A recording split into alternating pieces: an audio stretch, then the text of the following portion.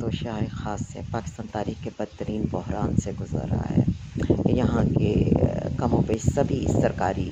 اور نیم سرکاری ادارے زوال پذیر ہیں، بلکہ عوام الناس میں اب ان کی بچی کھچی عزت کا بھرم بھی باقی نہیں رہا۔ اس کے ساتھ ساتھ معاشرتی اقدار بھی انحطاط پذیر ہیں۔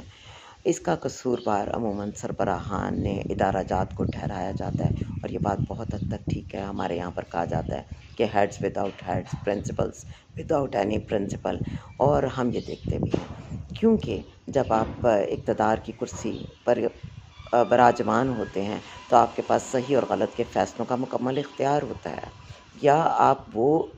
مکمل سپورٹ اپنے لیے پیدا کرنے کی طاقت رکھتے ہیں۔ تو ایسے میں جب کوئی ادارہ زوال پذیر ہوتا ہے یا کہیں پر ہماری معیشت یا ہماری اخلاقیات ڈوبتی ہیں، تو اس میں انفرادی سطح پر گھروں میں